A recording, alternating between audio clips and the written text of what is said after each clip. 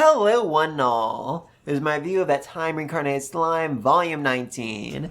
And while I have a lot to say about this volume, I feel like I should start off with how the last volume ended, with Jahil about to launch his big, ultimate attack to wipe out Yuki's entire party. And I was very conflicted after reading that, because part of me is like, okay, well, with this author, they don't really do fake out deaths all that much, and there's so much emotion in the scene, it does really feel real to me. But on the other hand, I'm like, okay, yeah, you know what? They've been setting up Yuki for the last dozen volumes to be the next big ultimate villain of this series. There's no way they're just gonna have him killed by someone like Jahil out of nowhere. That'd make no sense. And then someone commented on my last video saying, well, actually, two of them survive. And of course, my thoughts went to Yuki, for all the reasons I just said, and the plots, because, seriously, we just found out last volume that this man used to be a hero and has a wife and daughter out there. And he tries to, brush it aside, oh, well, yeah, I might have a wife and kid, but, I've spent so much time with all of you guys that you're my real family. That just feels just overwhelmingly unsatisfying, seriously.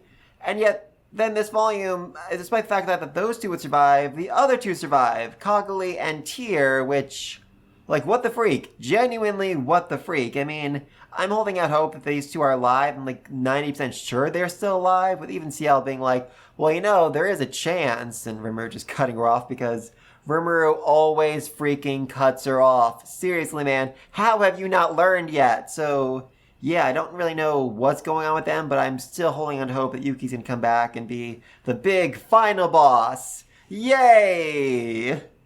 Meanwhile, though, Tyr is not in great shape, as, she still took the brunt of that attack, and Rimuru needs to save her life by implanting the remnants of Clayman inside of her, because apparently CL is a hoarder and never bothered disposing of them. Concerning. Very concerning. Though I really do love the moral debate here as Rimuru realizes, hey, actually, if I want to, I could bring Clayman back from the dead, but I'm not going to. And I'm not really sure how to feel about that, because on one hand, it's Clayman did a lot of awful things to Rimuru, but on the other hand, it's Clayman was brainwashed for pretty much the entire time that Rimuru knew him, so everything that Clayman did that was bad was actually Kondo's fault. Well, Kondo himself was also being brainwashed by Michael, so really, it's all Michael's fault when you get down to it, but either way, Rimuru decided not to do that and instead use him to save Tyr, and I do think that was the best. I do think that's what Clayman would have wanted. He always wanted to be there for his friends. That was what he cared most about in this world. So if you give him the chance to either, get a second/third chance at life, or to, go back or to go in and just become part of Tyr, save Tyr's life, and be there to support her for the rest of her life, yeah, he's gonna take that. He is absolutely gonna make that choice. Love that. Anyway, though, then we have Michael, who just, holy mother of God above. I don't think anyone in the series actually understood Michael, at all. Seriously, everyone's oh, Michael has this big plan to revive Veldanava. We don't understand it, but it must be brilliant. Nope. Michael knows full well that this plan has a 0% chance of working, but he's just doing it because he really, literally doesn't know what else he could possibly do in this moment. Oh, I love that. Also, Guy specifically said last volume, well, there's no way that, Michael's gonna free the World Destroyer Dragon. That'd be insane. He wouldn't be able to stop it. Nope. Michael fully says, yeah, I'm going to use the world-destroying dragon to destroy a couple worlds, and, maybe just all of existence while I'm at it, because I genuinely don't care if this world dies if Veldanava isn't in it. Again, super crazy. And then finally, I believe it was Velgrind a couple volumes back who said, oh, well, there's no way that Michael's going to target Malim, Veldanava's beloved daughter. Nope, he is 100% trying to murder her, believing that, Veldanava only cares about Malim as much as he cares about all of us because he created us. No, man, no, that is crazy thinking right there. Good lord. And as for Michael's big role this volume, he leads Rimuru into a trap because he knew that Rimuru would come in to save Leon and unbrainwash him. Which also means that Michael already knew that Rimuru could, undo brainwashing, could modify angelic skills because he figured, okay, obviously Velgrind didn't do that to herself, someone must have done it, number one suspect is Rimuru. which really kind of throws a wrench into the works, because in the last volume, my last video on the last volume, I did this whole long rant, like, I thought it was a brilliant move that Rimuru didn't tell anybody what he could do, that he didn't modify Leon's skill before he got brainwashed, because that means that Michael doesn't know about it and is underestimating him. Huzzah! Except Michael knew about it and used it to set a trap for Rimuru. Except Ciel knew that Michael would know and use that to set a trap for Michael, because then once Rimuru was attacked, Chloe stepped in and attacked him instead. Huzzah! Great plan on her part, and exactly the kind of thing I would expect a super advanced AI to do. My problem with it, though, is the fact that she seems surprised that Michael used a time stop power, and yet she brought in someone who could exactly perfectly counter that. Literally the only other person in the world who could counter that other than Guy, so... Yeah, also, why exactly did Ciel not know what Velzard was capable of doing? I mean, she knew that Michael had stolen Velzard's powers, so did she not know that Velzard could also stop time? Because if so, why on God's green earth did nobody bother to ask Guy, like, hey, we might end up facing off against, Velzard or Michael who's stealing her powers. What can she do? What's she capable of? Can you please fill us in on that? That'd be good to know. That would be really freaking good to know. And, Guy wasn't much better this volume, as he revealed, oh yeah, the demon communication rings we're using to keep an eye on one another, Velzard made those, so she was able to sabotage them, so nobody knew you were being attacked. Why, man?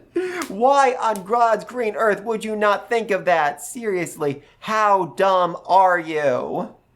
Oh boy, but anyway though, then we get to the big battle between Chloe and Michael, or Michael's parallel existence, and she kicks his butt bad, and then uses a fate reversal to strip Michael of his entire personality, his memories, everything that make him more than a skill in a truly terrifying move, and then she absorbs the skill into herself, which turns her skill into God of Time, and makes her way more powerful, and lets her fully integrate with Cronoa and become one super ultimate deity being. So, good for Chloe.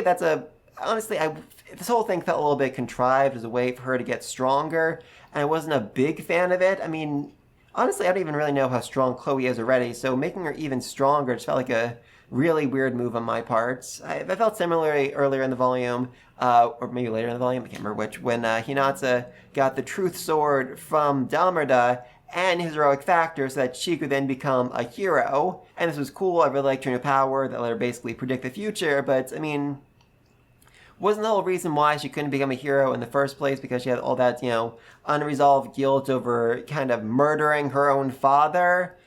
I think she dealt with that a little bit, when she was with Chloe and all that, but at the same time, I kind of feel like, her becoming a hero should have involved her father, should have involved her finding some sort of peace somehow, some way. Unless you want to argue that Damarda was kind of like her father, who she kind of killed like her own father. I don't know. I don't really like the argument, but I could argue it. Either way. But anyway, either way, though, that's the end of the Chloe fight, and then Rimuru steps in and faces off against the real Michael, who is 10 times stronger than him, and has the ultimate offense and defense skill. And I absolutely freaking love this fight, because even though it's something we've seen so many times before, actually seeing it from Michael's point of view is amazing, as Rimuru just counters every one of his moves, and Michael's like, no, wait, what? How is this happening? What the freak is going on here? How is he beating me when he is so much weaker than I am? And, oh god, the best part was when Michael's like, alright, I will create this ultimate barrier using Velzard's power that nobody can stop. And Rimuru freaking ate it. With Rimuru even saying, I didn't think I could eat barriers, but give it a try, and sometimes it just works out, huh? At which point Michael screams, no it doesn't! That's not how any of this works! What the freak are you talking about? Loved it. Absolutely freaking loved it. Anyway, though, then Rimuru just completely and utterly eviscerates him before absorbing him into his body with God of the Void. And Michael just feels content and satisfied in this moment because he realizes, okay, yeah, Veldanava abandoned me, but now I can go back to being a skill. No, I can go back to being serving someone who's greater than I am.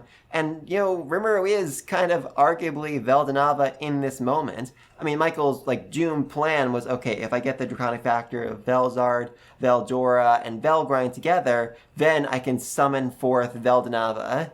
But, Rimuru kind of already has that. He has a soul connection to Veldora and Velgrind, and now has Velzard's Draconic Factor, so yeah, Rimuru is kind of Veldanava, especially because Rimuru also has data on all 7 of the angelic ultimate skills, which were, Veldanava's bread and butter, so Rimuru is quite literally the closest thing this world has to a god in this moment. That is insane. Seriously.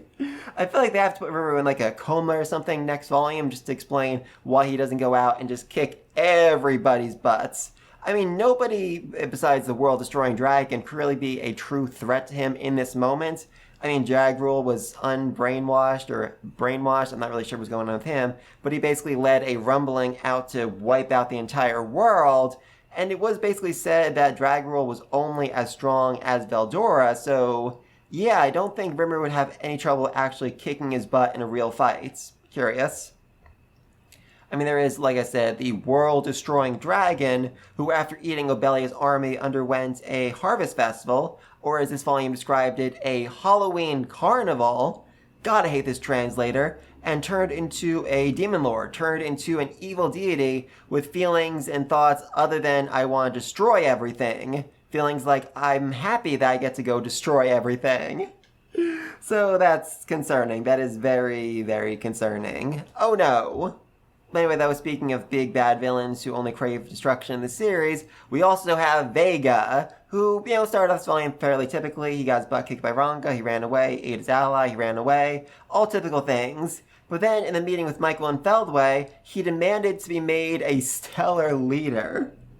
And was instead just made the the leader of the Heavenly Generals. So, yeah, they just put this man, who I felt was dumb as a bag of rocks and had no loyalty to them, in charge of most of their fighters. That felt like an insanely bad move, but, Vega actually lived up to that new role. He led the invasion into Anglacia, being able to, sneak through the underground tunnels and all that, so, good for him. He then found Raynor and the rest of them who were being experimented on, and basically convinced Feldway to turn them into mystics to make them super powerful, which even Feldway was impressed by. And all of this was part of his bigger plan to basically just eat them and become even stronger, or to summon forth Draco Beast to fight by his side. So, yeah, Vega was impressive. I mean, he ran away again in the end, but he still managed to survive a tag team of recently crowned Hiro Hinata and Testarossa fighting side by side. So, yeah, honestly, I could also see Vega being the big bad of the series. I could genuinely see Vega eating the world-destroying dragon by the end, after he's eaten Feldway, all the Insectors, and literally everyone else in this series. Or every other villain in this series. Certainly possible. But anyway, though, speaking of impressive, we also have the one, the only, my man, the Lightspeed hero, Masayuki! And God above, did this man dominate this volume. Seriously. I mean, I wasn't a big fan of how it started, with him falling, hand first into Hinata's chest to avoid an assassination, which, I mean, it's a trope, I understand it. But it's it just didn't really feel appropriate in this scene, until I realized, oh no, it is in fact a trope. Everything Masayuki did this volume was a freaking trope. I mean, he got a huge power-up because he was angry. His big finishing move against Feldway this volume was literally a spirit bomb powered by the faith and hope and trust of everyone who believes in him. And then once he won the fight, he raised his right arm into the air. He pulled an All Might. He pulled a goddamn freaking All Might right there, and I loved it. So yeah, trope after trope after trope, but still, it worked so well, and I think I really loved it so much because Masayuki deserved this. He has suffered so much of everyone thinking that he is just so amazing, and now he actually is that amazing. I mean, he still blames Ludora for all of it, oh no, Ludora is strong, not me, but Ludora and him are starting to kind of become one and the same, so interesting. Very, very interesting. I mean, seriously though, I actually got chills when Masayuki started getting serious. When, he saw Velgrind get stabbed and he said, "What the hell did you just do?" I'm asking you, what the hell you did to my girl? Beautiful. Absolutely freaking beautiful. Oh, I love you, Masayuki. Absolutely do. And just, oh god, he is broken. He's so, so broken. As he was able to summon Damerda and Granville. And it was weird. Granville kept saying, like, oh, I'm a fake. I'm not real. I'm just memories, blah, blah, blah. But then he also kept saying, like, oh no, I was in heaven with Maria, so I think he's real. And I think that Masayuki can actually summon dead people from heaven to fight by his side, which, insane. In fact, Light Novel even says that that Lord of Heroes is truly a balance-breaking, nonsensical skill. I love they acknowledge it. I love they absolutely just freaking acknowledge it, how broken he is. And I'm, like, very curious about what happens next for Masayuki, because I mean, the kingdom of Inglacia, they just lost their king and their prince murdered him, and probably a lot of the other royal family as well, so could Inglacia end up joining the empire? Could Inglacia end up becoming part of Masayuki's domain, his territory? I mean, Ludora said his big hope, his big dream was for a human kingdom not ruled over by demon lords, and him taking over Inglacia, combining it with the empire, would basically do that. He would basically own every major human kingdom in the world. I mean, there's still smaller nations like Blumend and Falmus, but I feel like you could say, oh, those are part of Demon Lord Rimuru's territory, essentially. So that would basically accomplish his dream. Good for him! Huzzah! Okay, there's also a weird line during this fight about how the three wise drunks send out Glenda and her musketeers, people armed with secret Tempest weapons, to take down the monsters. Very, very curious about that and what exactly their role in all of this was. Interesting. Anyway, though, yeah, then we get the Insector fight, and I'm not gonna lie, I was not a big fan of this. I was not a big fan of this fight at all. I mean, I loved how it started. Carrera launched her big ultimate attack that wiped out literally billions of insects. That was freaking amazing. I love that. And then it got countered, which is something that Carrera and nobody else even really thought was possible. They're like, oh, huh, I see.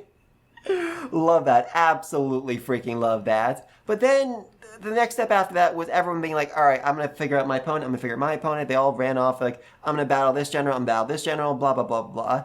And it's like, okay, this is all interesting information. But the problem is, I'm not going to remember this information when the next volume rolls around. Like, they spent so much time setting up all these fights, and they're just going to need to either repeat the information next volume, or I'm just going to forget it and be lost and need to go back and double check this volume. I mean, I feel like if they'd ended it with them being like, all right, let's go off and face those generals, the end, and then met the generals like in the next volume, that would make a lot more sense and would flow better. But I don't know, that's just really bothering me. I don't like that. That said, I did love Father Midray punching the scorpion and being like, yeah, I don't care that you're literally covered in poison. I'm just going to keep freaking punching you. Oh, that was beautiful. And some more positive notes. There are a few other things I loved in this volume. One thing, Rimuru uses his imaginary blade to cut Feldway, or try and cut him, and it gets blocked. An unbeatable, unblockable move. She gets blocked. CL is shocked. Not only because that should have been completely and utterly impossible, but also because she called out that this is a trope. Using your big finishing move at the start of the fight means it will always get blocked. And Rimuru has to burst out laughing in the middle of the battle because that is such an utterly human thing to say. For her just to recognize a trope and be shocked by its presence. Beautiful. Absolutely freaking beautiful. And then we had, during Ranga's fight against Vega, the White Knight who was watching this said to himself, you know, I love dogs. I always wanted to have one. And, you know, if they'll do this much for their master, I'm marching right down to the pet shop after this is over. I love it. Absolutely love it. Also, apparently pet shops in this world actually have, like, giant monsters you can recruit to join your side. And he does just that, getting a forest wolf he names Ranga too. And for the love of all that is good and holy in this world, I need a spin-off focused on Ranga too. I need to know what his journey is in this world. Oh, I love it. And then finally, a very interesting line here. When Ludora summons the Diva Sword, he says, oh, this belonged to Veldanava. It was a pair along with the Tema Sword, which he passed down to Guy, and Guy passed down to Malim. I'm very curious about that. I mean, if you think about it, he kind of is the closest thing that Malim has ever had to a father. So what was that like for him to pass on the sword that actually belonged to her real father to her? Did he actually tell her, like, oh, this belongs to your father? Or did he just say, hey, Malim, this is a sword that literally will never break, that you can't break, even with all your insane power. Have fun with it. Try not to cut the world in half. Because that's something you might actually end up freaking doing. I want to see a flashback of that conversation, of when Malim got that sword. I mean, it was said, okay, if the leader of the Insectors shows up, Malim's going to fight him next volume, and Malim going all out, that could be amazing. I don't know how she could do that without, like I said, literally cutting the world in half, but I'm still very excited to see that fight. And also, last thing I want to say, there were not a lot of illustrations this volume, like almost none, because apparently the artist was really sick while this volume was coming out, so they weren't actually able to make any. Very sad, but it looks like next volume does have illustrations again, so I'm very excited for that. Please leave the comments down below. What you think of this volume? What was your favorite fight? What was your least favorite fight? How'd you feel about Masayuki just becoming so utterly broken? Do you think it was a good idea to introduce the Insect Master Commanders in this volume, or do you think they should have waited till next volume when we're actually going to see the fights going on? Who's going to be the big bad? I mean, the author even said in the end, like, oh yeah, Michael was actually a candidate for me for becoming the final boss of this series, but now he's dead, so who's that leave? I mean, the obvious choice is like the world-destroying dragon. I really do like Vega. I think he just keep getting stronger and stronger. Yuki, like I said, I'm convinced Yuki's still alive. I don't really know what's going to happen when he comes back, why he would end up becoming the villain, why he would turn on Rimuru. But my best guess is that he's just going to have so much overwhelming power that he manages to be like, okay, yeah, I'm going to take over the world now, and Rimuru, you're staying in my way. Sorry about this. I'm going to have to kill you. But let me take all that down below. And until next time, peace!